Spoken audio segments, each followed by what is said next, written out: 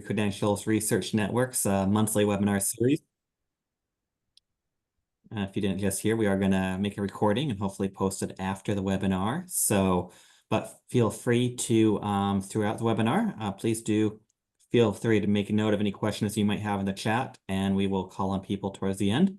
And definitely go ahead and introduce yourselves and where you're calling in from, or zooming in from rather, as we go along too, as we get started.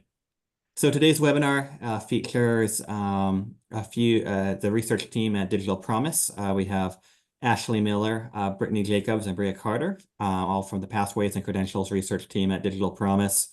They'll be telling us about some of the work they've been doing on non-degree micro-credentials, some of the challenges around the implementation of non-degree credentials they've found, some of the opportunities.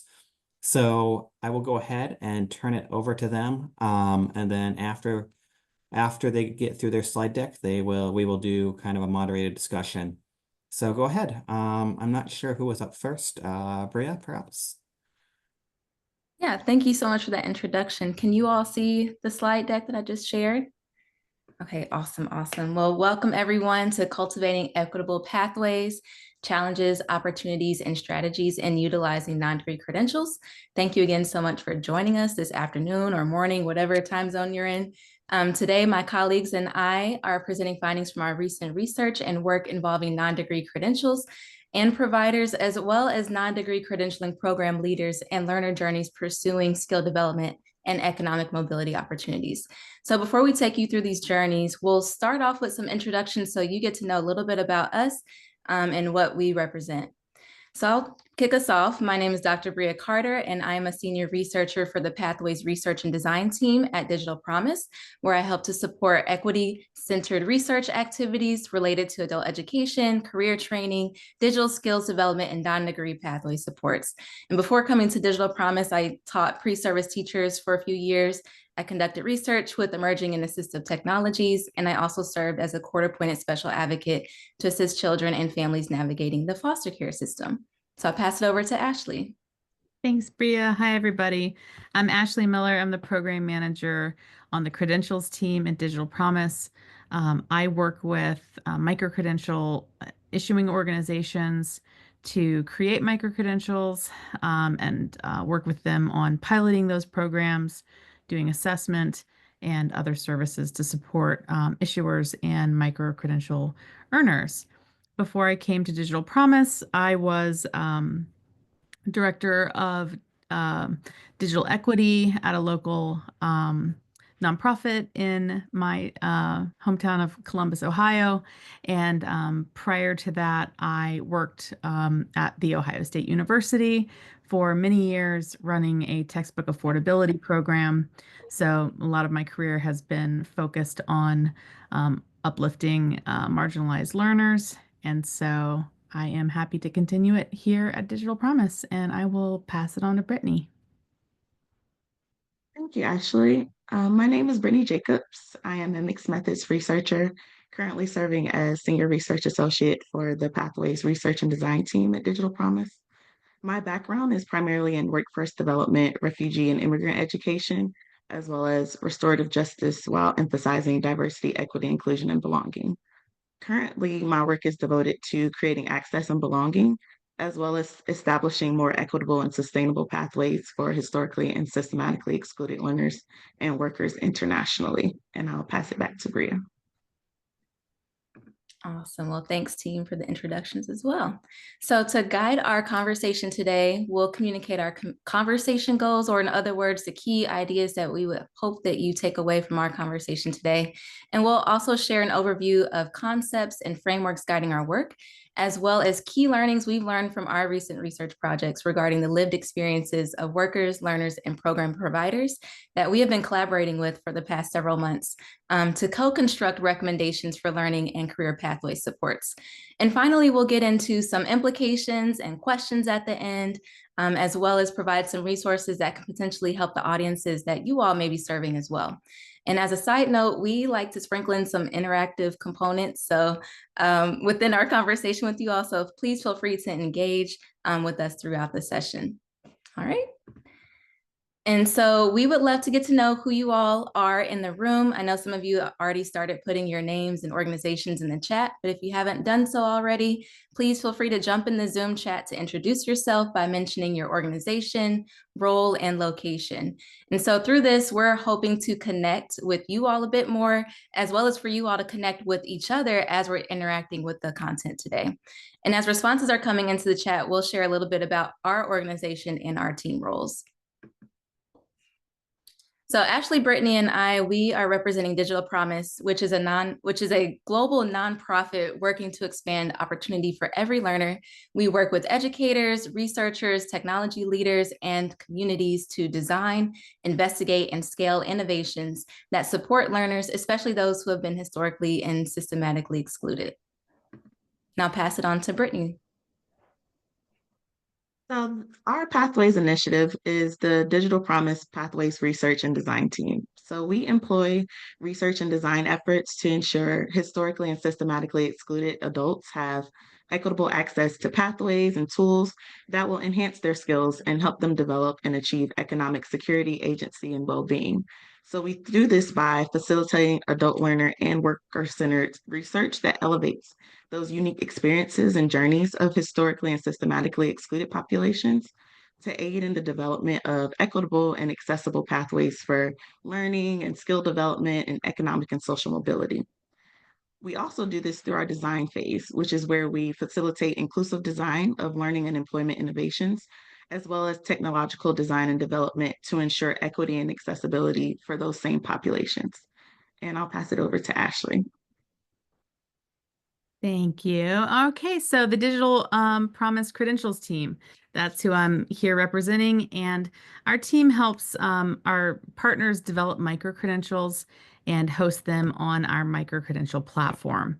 So as of right now, there are 572 active micro-credentials available on our platform, 108 of which are privately hosted, which means that they're just available to learners within that issuer's organization.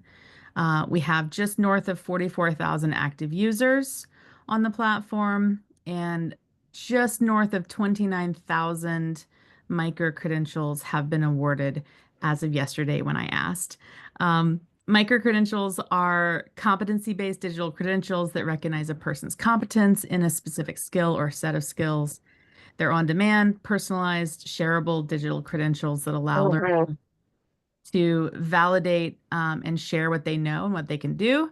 And they provide a flexible way to recognize and reward learning and growth no matter where it happens. Awesome, awesome. So today we'll be exploring the perspectives and strategies of non-degree credentialing program leaders, learners, and industry experts to shed light on the challenges and opportunities they experience while facilitating or navigating non-degree pathways. And so we will be describing a competency-based approach to micro-credentials with examples of how our partners use micro-credentials within their organizations. And then through our conversation today, we aim to build awareness of and collaboratively generate recommendations of strategic supports needed to promote equitable, accessible, and learner-centered non-degree programs and products. So again, please feel free to participate today. All right, so in order to cultivate equitable pathways, it is important for us to really understand the difference between equality and equity, which are often used interchangeably, even though they're inherently different concepts. So in this picture, we see some bicycles, which can symbolize the tools we as educators or credential providers give our students to demonstrate skills, complete competency-based tasks, and to navigate learning and workforce pathways. And as an educator, we try to be fair to all of our students. However, fairness can be misinterpreted as equal treatment, where the approach may be a one-size-fits-all, which does not necessarily lead to equitable outcomes. And so in order to be truly equitable and to help close many of the opportunity gaps that we see amongst various groups, we must recognize that all of our students come with varying learning needs, abilities, unique circumstances, and backgrounds. And if we don't take learner variability into consideration, we may wrongly judge or assess how capable our students are and actually are learning at demonstrating knowledge and navigating their career pathways, which can then further expand those existing opportunity gaps. And so addressing equity really requires a holistic approach that continuously and intentionally examines, evaluates, and improves the tools, policies, practices, and institutional systems at all levels to support learner variability as learners navigate various pathways. Now I'll pass it to Britney. Also, in understanding equity versus equality, we have to understand that there is a difference between access and accessibility. So there are some programs that make access available to their courses and resources, but they do not make them accessible to those who most need those resources by ignoring things like language barriers, financial insecurity, lack of support systems, transportation inaccessibility, and more. So in enabling those abilities to learn, it is important to move from that access to that accessibility to create that equity that we want in education. So to start our conversation today, we have an activity for you. So if you would, grab your cell phone and scan the QR code on the screen, or from your computer, go to the website below the QR code to take this activity, which is www.menti.com. And once you are there, put in the code that shows up on the screen, which is 26826368. And we can also drop that in the chat.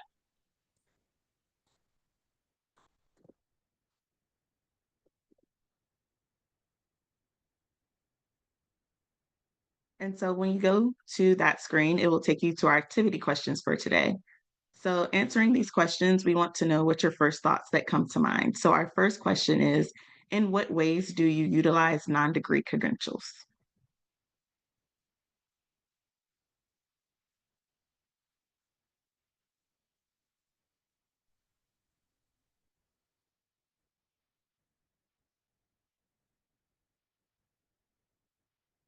Okay, we're starting to get our first responses in. So upskilling in the workforce. All right.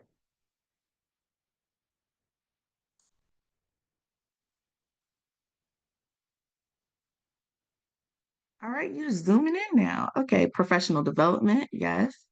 Understanding workforce skills, yes. Issuing micro credentials, yes.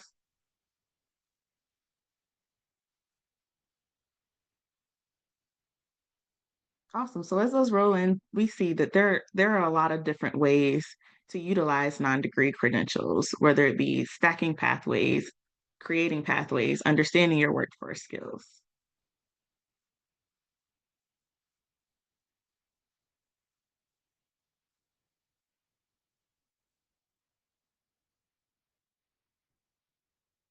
And so we'll take that to our second question, which is, what are some challenges that you face while utilizing non-degree credentials?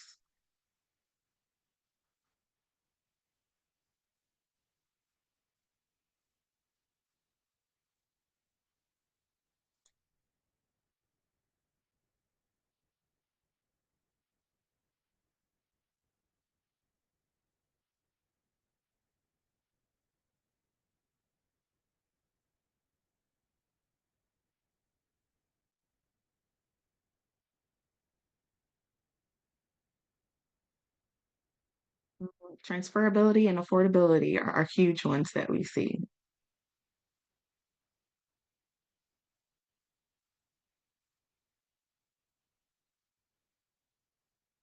Yes, we did hear from learners too that not knowing which credentials are valued by an employer can be very important and also can be a hindrance. So keep them coming.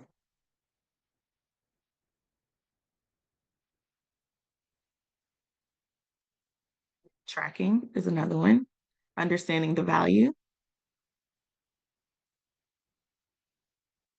Lack of systems, big one.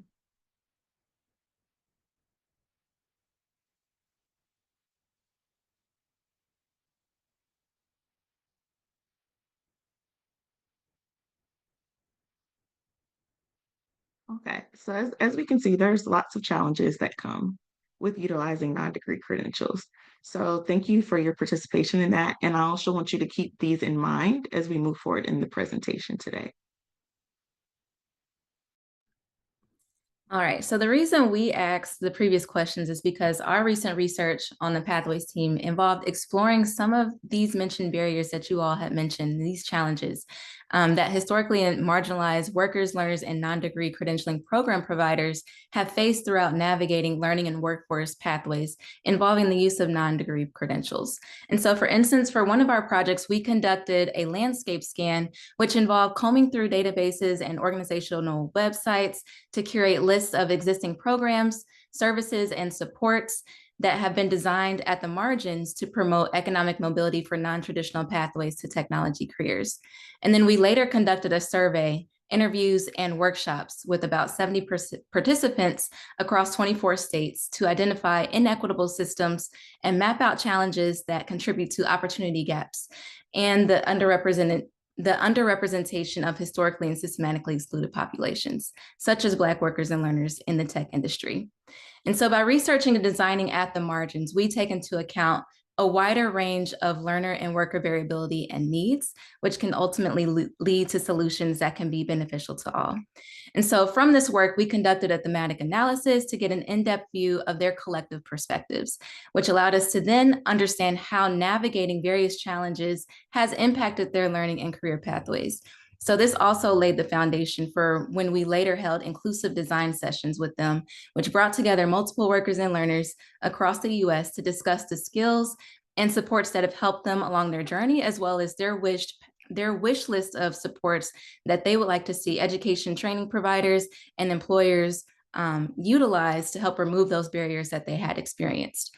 And so on this slide, we highlight some common challenges that learners experienced along their pathways, which include barriers such as geographical location and under-resourced schools that impacted their initial awareness of and access to affordable and quality learning and career development resources and industry opportunities.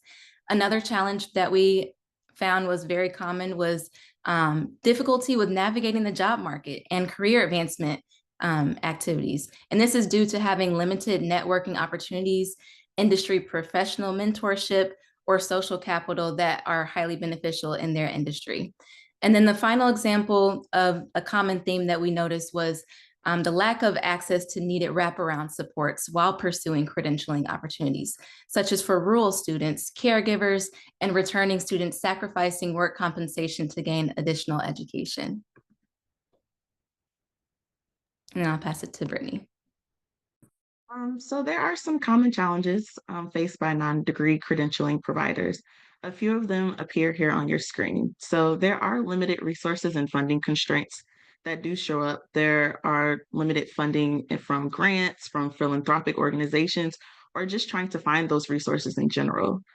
There can be communication gaps and lack of flexibility in program implementation, and systematic challenges such as disparities in internet and duplication of services and programs, and as well as low compensation and high competition in the education area, especially around education training, which makes recruitment and retention of qualified staff more challenging. And a few of our participants within the program have noted that language barriers become a problem, and not wanting to single themselves out by stating that they need help with understanding the material or engaging in the material in a meaningful way. So within education, there are challenges that are prevalent, like inconvenient timing of classes or childcare not being provided by many programs, yet many participants that are within these programs require that childcare in order to attend these classes. So participants who have been out of school for an extended period of time, or maybe just coming into the market after having children or dealing with their children, may face a heavy adjustment when returning to an education setting. And some programs offer stipend funds that do help, but they are limited and operate on a first come, first served basis, while others do not offer financial assistance at all. So this can create inequities and barriers for participants who may miss out on that financial assistance and thus miss out on these education opportunities if they're unable to secure funding in that time. Yep. So in thinking about ways to build equitable pathways and supports that could serve as vehicles to assist learners along their non-degree pathways, the project I mentioned previously involved the collaboration with successful non-4-year degree credentialing program leaders. And they were in the technology field and were across 8 states, ranging from administrative executives and recruiters of IT organizations to technology partner liaisons and Department of Education technology curriculum providers. And so we gained insight into identified non-degree program features, including best practices in upskilling, policies, and funding that help program leaders facilitate successful entry and or advancement of learners and workers within their industry in the midst of current trends impacting career entry and advancement, such as skills-based hiring and artificial intelligence. So some of these helpful features include teaching learners to utilize the hidden job market, where they could find roles through networking and job searching by skills rather than course titles. Another one was having HR partners talk to learners about how to interview and prepare their job search portfolio. And then one big one was through collaborative partnerships. Many of the program leaders talked about how they had more access to resources to help meet student needs, such as that financial aid, free therapy sessions during and post-program, credit transferability from their program certification to partner colleges, and mentorship and employment matchups with industry professionals post completion of their non-degree program. So it was more than just having students get their credential through the program. They wanted to make sure that they set them up for success afterwards as well. And so some supportive policies that have facilitated non-degree program success included, and some of you might be familiar with these as well. I took a look in the chat from where you all are located. So feel free to say things in the chat if you've interacted with some of these policies or features as well. So some of these include state mandates for CS education. So for example, computer science state education plan. There's government grants and professional organization policies that specifically support efforts with historically marginalized or at-risk groups, such as veterans, unhoused individuals, justice-impacted individuals, and individuals with disabilities, et cetera. And then also efforts with diversifying specific industries. So for example, the NSF grants for computer science. And then there's also state initiatives that organizations have tapped into. So for example, Next Level Jobs Workforce Ready Grant, and that helps job seekers explore careers and get career advice while simultaneously helping employers find talent to fill those positions that they're looking for. And then another big one was those collaborative partnerships again, between training providers, local community colleges, and employers. And finally, some example supportive funding that has facilitated the creation and sustaining of non-degree programs include community foundation grants, philanthropic organization and government grants, earned revenue from employers and sponsorships, economic development and regional development authorities, regional economic development corporations, state funding and city funding for talent attraction and retention. So an example for this was the READY grant, which is designed to foster local community and regional collaboration to attract, train, and retain local talent.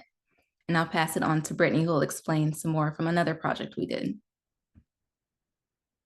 So in this other project that we worked with an organization called the Tennessee Early Childhood Training Alliance, aka TECTA.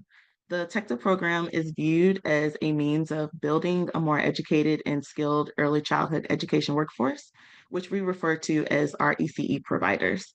And TECTA offers free education paid for by the program and allows ECE providers to access training and coursework by limiting those financial barriers. This has been able to help the individuals to enhance their knowledge and upskill in early childhood education without incurring those additional costs as they seek higher education. And their success is measured not only by academic achievements, but also by career advancement within the field, such as progression from, say, assistant teacher to lead teacher, or even director in a lot of cases that we've seen. So the ECE providers enrolled in the TECTA program receive guidance and mentorship from experienced educators and administrators, which help them to navigate their professional development journey and overcome a lot of these challenges that they may encounter in their roles. However, there is still a need for continued expansion of the program to reach new participants, especially in those rural areas where it can be hard to access people and get them to access education through transportation means, et cetera, while also maintaining those face-to-face options and addressing barriers like that limited internet access that we mentioned before.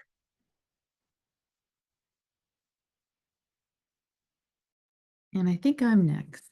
Yeah. So we're going to switch gears a little bit. I want to spend the next few minutes talking about some tactical approaches to overcoming these challenges, specifically through micro-credentials. And I want to kind of revisit the challenges that we talked about a few minutes ago, this time specifically for employers. So we know that individuals develop new skills while working and are seeking opportunities to be recognized for their professional growth, and that employers need to upskill the workforce quickly and verify their employees' skills, regardless of where and how they acquired them. Research suggests that traditional frameworks and models for recognizing professional growth and providing professional advancement opportunities don't always meet the needs of today's workers and their employers. So, some of those common challenges, and I think one of those I heard, couple that I heard actually in the responses to the Mentimeter poll were finding qualified workers with verifiable skills, upskilling those existing employees with limited time and budget constraints, and providing just-in-time learning and creating professional development pathways.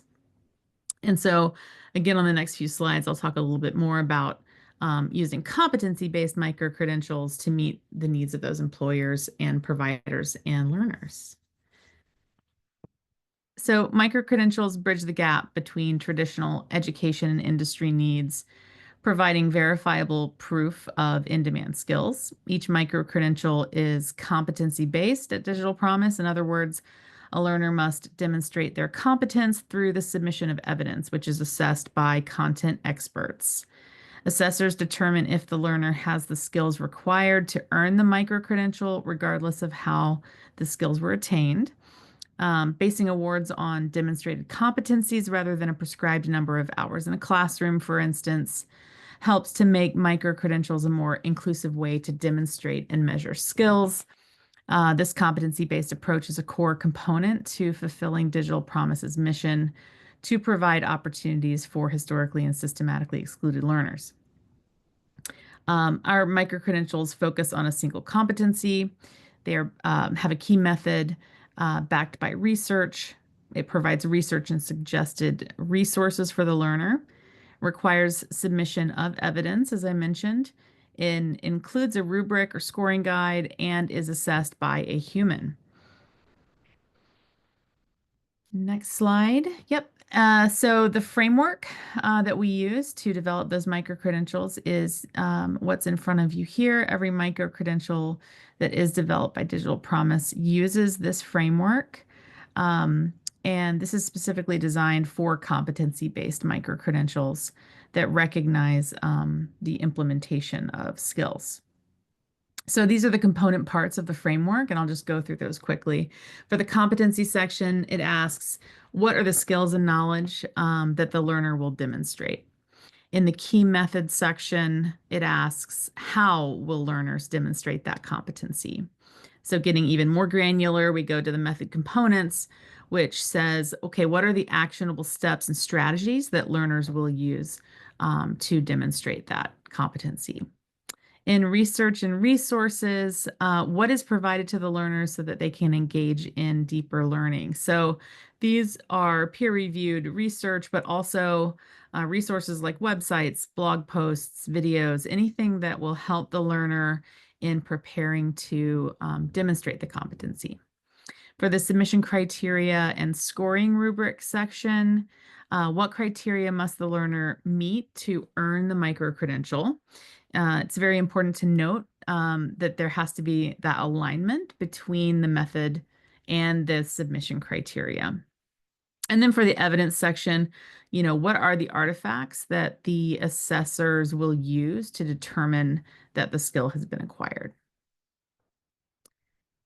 So on the next slide, that was really a brief overview of the building blocks for a competency-based micro-credential.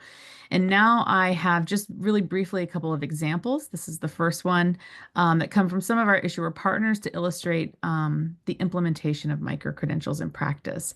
So on this slide, we have educators in this Puerto Rico school district completed a coaching curriculum, participated in communities of practice, and implemented a challenge-based coaching model.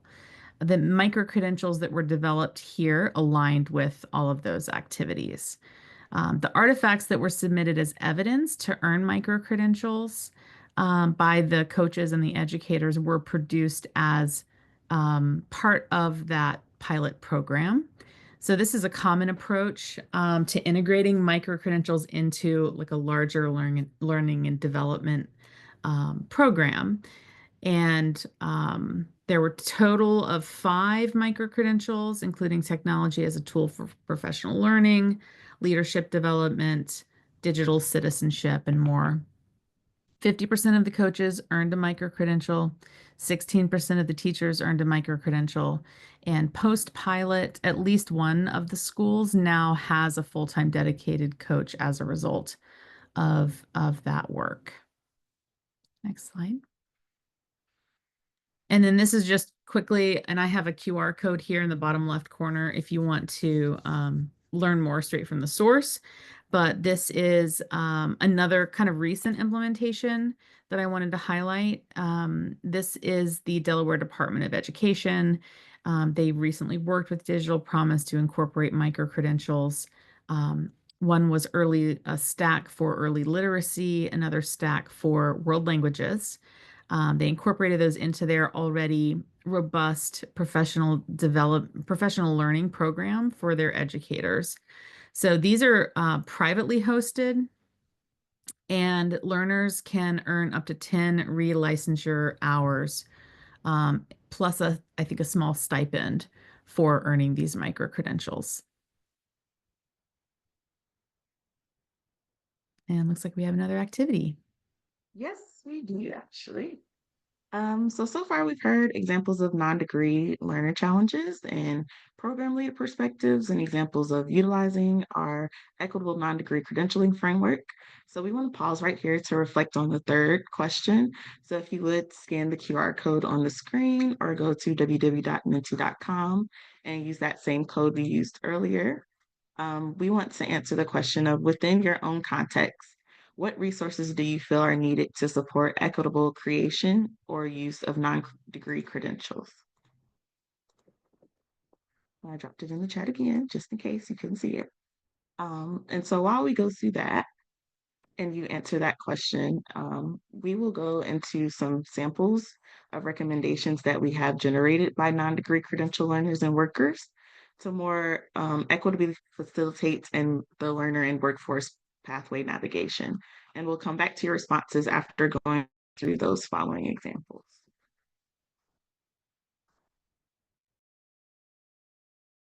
I'm muted. Okay.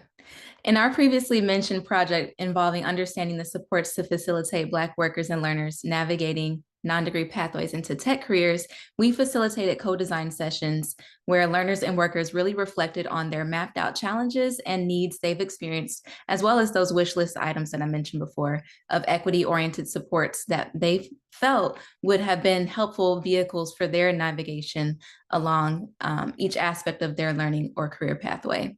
And so this representation just shows, that it's useful to customize, the credentials that we offer, the programs that we offer to help meet learner variability needs. So think about your services that you provide as vehicles to help individuals go along their journeys.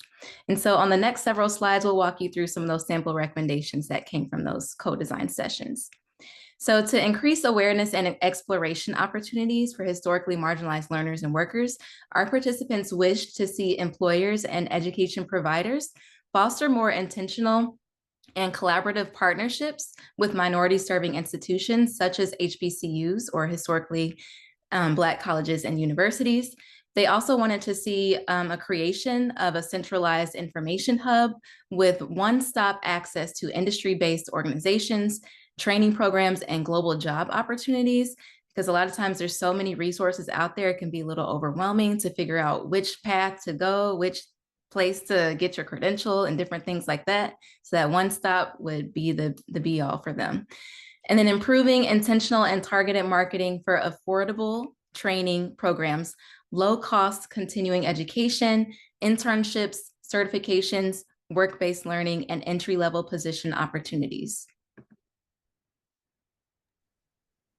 And so with our education and training pathway, To improve the accessibility of educational and training opportunities, our participants wanted employers and training providers alike to focus on key areas like helping learners build social capital and networking with employers, going straight to the source, creating those partnerships to combine programs and apprenticeships, showing exactly where talent shortages occur so that they know how to train themselves and train learners exactly on what skills and experiences that employers are seeking, as well as increasing access to technological education, electives in schools, or just on the job training in general, especially under resourced communities. Having accessible and inclusive education programs may include online and flexible scheduling. Not everybody is on the same schedule and can learn at the same time.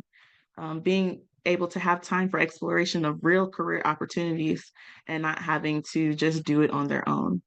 Supports like different ways of thinking and comprehension abilities and providing multiple modalities for learning. Not everybody is a visual learner or an auditory learner. Some people really need that hands-on experience, as well as scholarships and grants and financial support to attend programs at no cost or low cost, like some of the programs that we've mentioned earlier today, and balancing an integration of technological resources and holistic well-being support, because as we know, mental health support is very integral to your education.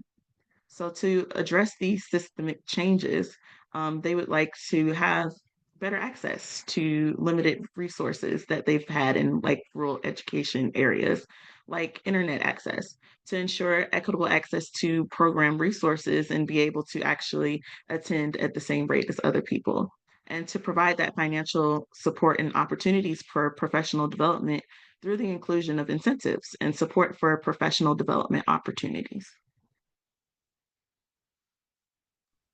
As far as recruitment and hiring strategies goes, participants expressed that there's a need for educators to help with skills related to optimizing resumes for AI screening, and then employers to utilize more equitable applicant tracking systems, transparency in interview rounds and salary ranges, and access to recruiters and industry insights.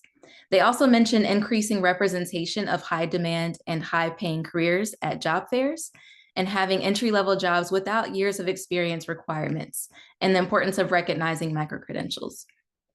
And then for career entry supports, participants wanted employers and training providers to increase access to employer networks, senior roles, and referrals and resources through created mentorship programs, and increased communications between schools, training programs, and employers.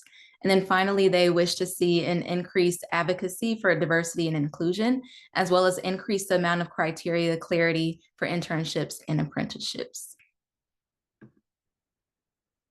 And then for career advancement supports, participants wish that through employer education and training provider partnerships, that there will be increased access to opportunities involving continuous professional development learning, upskilling programs, and certification access to help them keep up with those industry trends.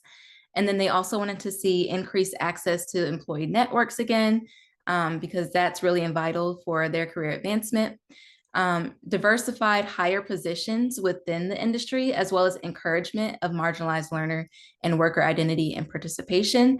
A lot of our participants talked about feeling that imposter syndrome or feelings of not belonging to the industry based on how they were treated in the industry. So that was where that came from. And then more transparent, accountable, and accessible promotion pathways and diversity goals and metrics.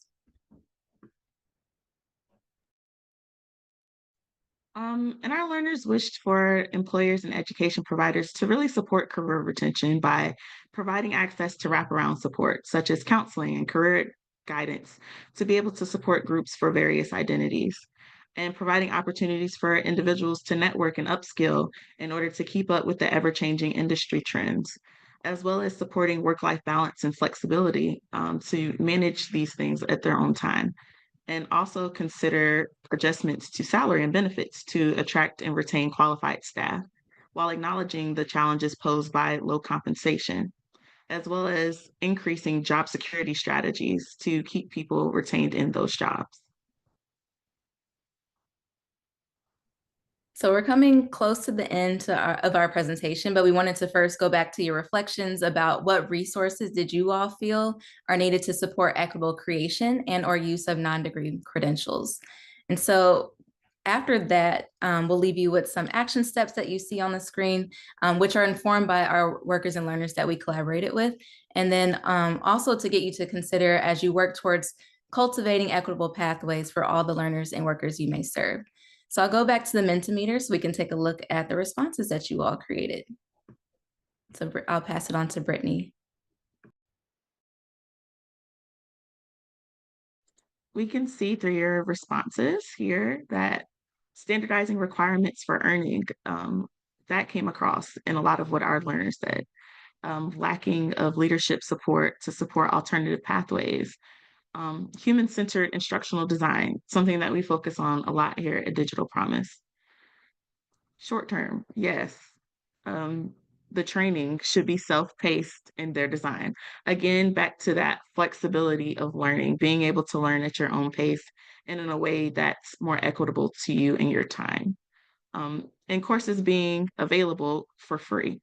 Financial supports are something that our learners and workers screamed for the most. Being able to collect that information and utilize it in a meaningful way is very important to us. So thank you for those responses. Yes, thank you so much for that participation.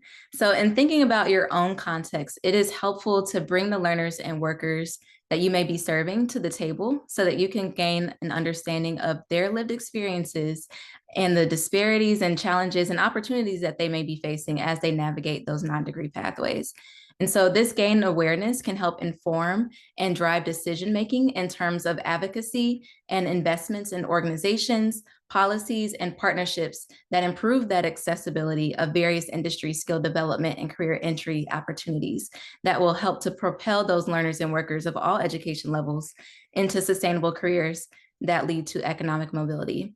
And finally, we want to mention that this work is not a one-time ordeal. It definitely involves a continuous prioritizing, utilizing, and analyzing retention strategies to increase equitable support, persistence, and advancement of those you serve throughout the learning and workforce ecosystem.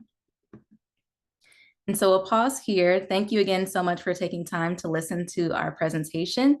If you are interested in learning more about our projects or our team, or even partnering with us or seeing what we're doing in the future, feel free to contact our team at pathwaysandcredentials@digitalpromise.org. We can put that in the chat in just a moment. And then you can also sign up for Digital Promise updates by scanning the QR code or by visiting the website www.digitalpromise.org/signup. And then for the remainder of our time, if you guys have any questions you'd like to ask, feel free to unmute and share away.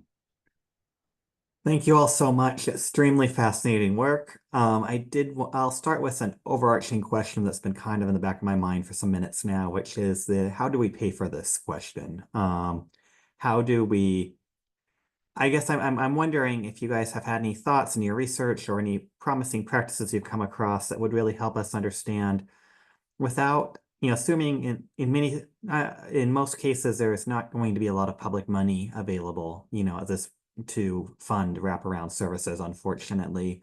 Have you guys found any innovative funding models? Have you thought about how we might access funding to bring some of these programs to scale? Yeah, that's a good question, Kyle. Thank you so much for asking that. So some of the things that we've come across when talking to program providers is those collaborative partnerships. And so even if there might not be access to their individual networks of funding streams, their partnerships with organizations that have those touch points or maybe have those funding streams can help bring in the resources to those learners. And so just thinking about building on collective strengths where we might be weak is a really good model. And then also one thing that was super helpful was advocating in your state legislature. So some of our program leaders went to, policymakers and helped make that legislation for the computer science requirement that I mentioned earlier in the presentation. And so with that requirement for CES to be offered in the K through 12 schools, it created a systems level change. And so it kind of forced internet to be brought to the environment that they were in so that they can have access to computer science credentials and opportunities in education and upskilling and whatnot.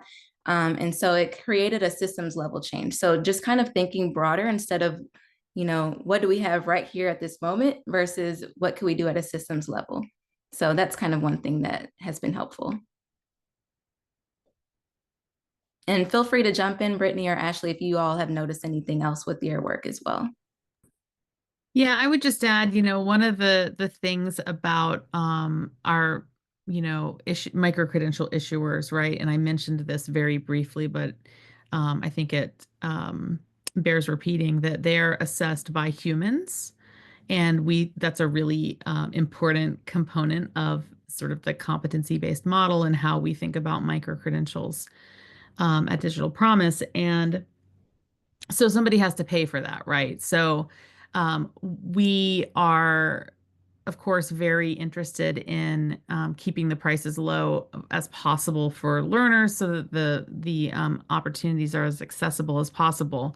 But they are often not free. And the reason they're not is because the price that the learner pays is basically the price of assessment, right? So most of our micro credentials on our platform are $40 or below to the individual learner. A lot of organizations will provide, some funding to their employees or to their learners to earn those, but we think that that's from feedback we've received from learners, that's a reasonable cost for the micro credentials. So we are always trying to, strike that balance between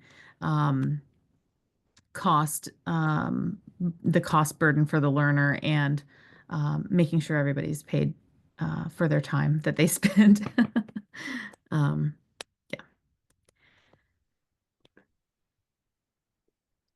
So we can go to Holly Zanville. Holly, do you want to come off mute and ask your question about changing policies? Hi, everybody. Wondering how you're reacting to changes, at least in some states and some locations, on policy around DEI, whether or not you're reflecting the most current data and/or are people going to be able to continue to collect data in the categories that might be useful to you, and that might affect your funding. So I'm curious to know what you've been seeing in the last couple of years. Thanks. Yeah, thank you for that question, Holly. What I've been noticing from some of the program providers we talk to is kind of a shift in the language that they use, but they're still collecting data on the DEI aspects that they're interested in. Because without that, they're basically doing a disservice to their students. And there's leaving, a lot of opportunity gaps if we don't pay attention to those subgroups, and where resources might be limited, resources might be more accessible and different things like that. So language changing, even in kind of in a way to disguise a bit, to get under those changing policies that might be affecting institutions. I know some programs are nervous about continuing DEI work, but other folks are saying, no, this is still important for us, and we don't want to limit our students to what they can access. So can you speak to the slides at the beginning? I think you had the slide on equity and equitable. So are you using those words? Yeah. Are there other words that we should know about?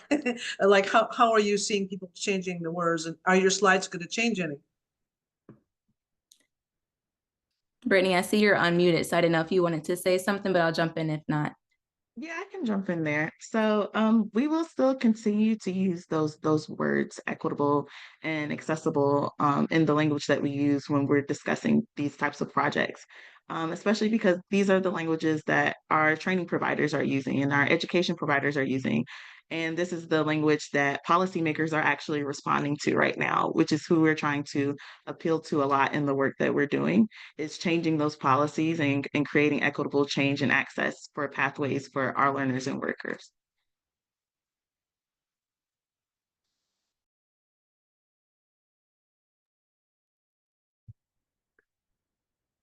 So if there's any other questions, we definitely have a few minutes.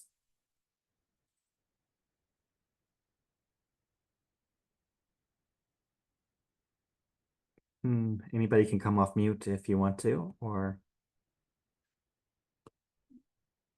Well, one thing I will say quickly is I hope that you all are looking in the chat to see who's in the room, because this is an opportunity for you all to build collective partnerships as well and collaborations. So if you notice that some of your learners might be needing some resources that another person in this room might be having access to, feel free to reach out to them. Or if you need help with that facilitation, you're more than welcome to reach out to us as well. That's right. And everybody can also see that the report is entered into the chat, and we will be sending around, I think is it okay if we distribute the slides to the group after? Yeah, so I'll send you the slides. Yeah, so we'll definitely follow up with follow up so people know how to find our speakers, and I think we can give everybody 5 minutes back in their day. But thank you so much, Ashley, Brittany, Bria. It's been a great conversation. Thank you so much. Thank you. Thank you so much for having us. We appreciate it. Thank you. Bye.